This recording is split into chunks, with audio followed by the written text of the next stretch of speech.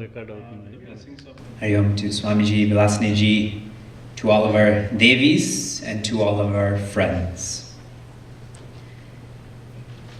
A CEO was getting older, and he wanted to find out who can replace him in the coming years. So he conceived of an idea.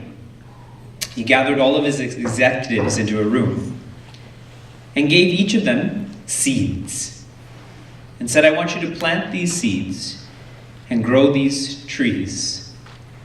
And in a year, I will then decide who will be the next CEO. So everyone excitedly took these seeds and rushed home and planted them, had those heat lights, put fertilizer in, gave great concern to these. As the months passed by, the executives started seeing sprouts, saplings, different growth was happening.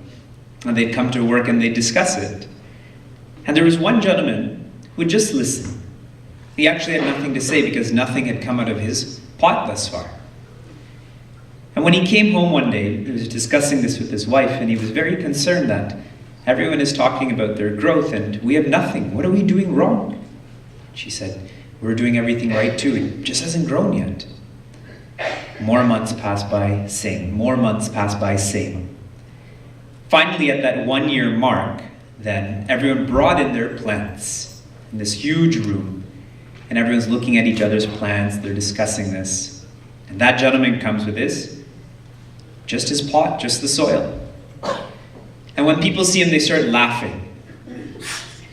The CEO walks in, looks at all of the pots with the plants, with what's in the plants, and comes to the front and says, our next CEO will be, and he says to the gentleman with no plant in his pot. And everyone was shocked. Look at our plants. How can he be the next CEO? He can't even tend to a plant. And that CEO shared, actually, none of you should have plants, because all of those seeds were roasted and they couldn't have become plants. And only this person used the actual seeds that were given to him. And so he will be the next CEO. When I was sitting at this table and I was looking at the banner, Chinmaya Mission, Northwest Indiana, this word Chinmaya may be foreign to many of us and some of our guests. But what's funny about it, we've seen this word Chinmaya 10,000 times, maybe 100,000 times. We keep seeing it, we keep writing it, we keep wearing it. But what does it mean? And mission as well. What does mission mean? It's a word we don't use in our vocabulary very much. And reflecting on this, Chinmaya Mission can be translated into self-development in that order. Maya means pervaded. It's actually chit, which means knowledge or awareness. So that person who's pervaded by awareness or knowledge, that person is Chinmaya. We can call that the self. That's what the self is. The real self, the infinite self, the Devi. And the mission here is development. When we think of mission, we think of external, but our mission is not external, it is internal. So Chinmaya Mission is a movement to facilitate self-development. And I highlight that this is a movement. Events come and go, but don't bring any change. A movement comes and doesn't go away. It keeps bringing about change. And I believe our president in this center said for 18 years we've been here in Northwest Indiana. I think 7 years in this facility? 12, okay. I was thinking I could say any number, they'll say yes, yes. I'm glad you're focusing on that. So hasn't this community changed by the presence of the movement of Chinmaya Mission? You extend that a little bit farther to Chicago, where the time has been much more, the population is much more.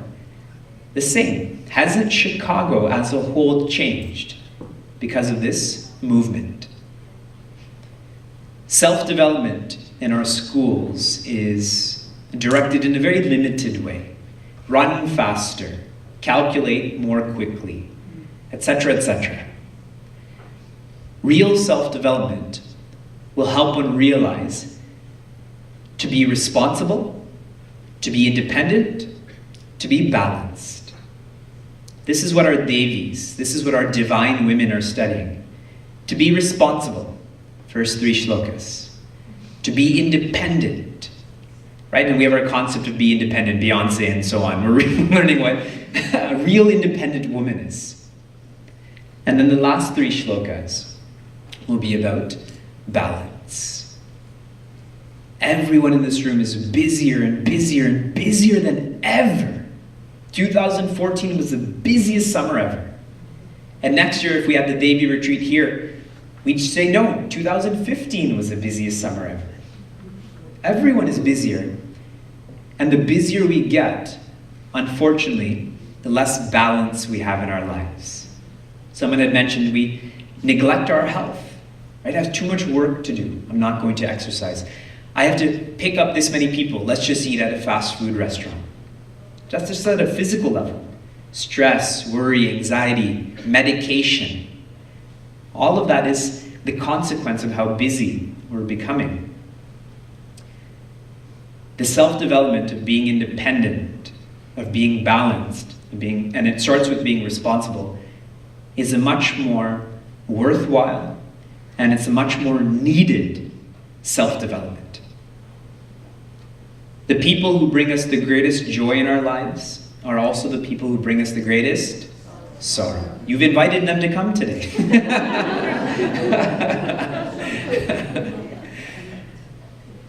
And we will finish our retreat tomorrow with a powerful shloka, a powerful verse from a scripture on self-development. And what the teacher here shares is 10 different types of relationships. An enemy, a friend, someone who's indifferent, a lover, all of these different relationships. And the person who's responsible, independent, balanced, will treat each person differently at a functional level, but fundamentally will know that they're exactly the same. Functionally, we have males and females, we have adults and kids, etc., etc., but fundamentally, aren't we all humans? Imagine the world took this message to heart. Are the Shiites and Sunnis so different? Are the Ukrainians and Russians so different? Are the different neighborhoods that fight in Chicago or other cities across the world so different? We are focusing on self-development, but in an extrovert way.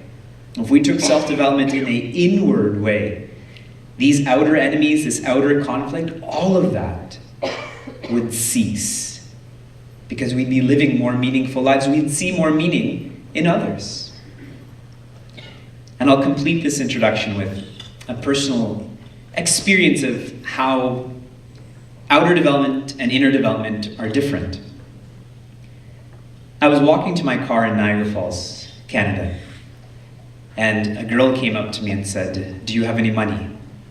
She wasn't mugging me, she was simply asking. And I laughed in my head that people don't ask me for money, I ask people for money.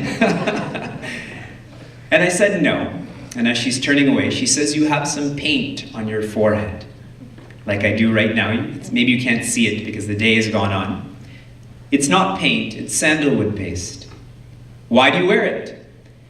I wear it to remind me, and maybe you, I'm telling this girl this, that my physical eyes see that you're a girl and I'm a boy, that I'm a little bit taller than you, that we have these physical differences.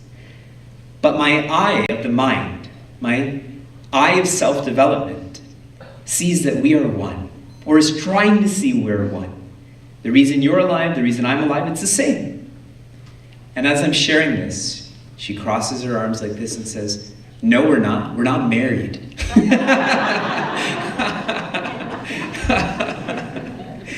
So for that girl, we will always be different. What we're trying to do through this retreat, through our Chinmaya mission in Northwest Indiana, through Chinmaya mission around this world, is to tune into our infinite potential.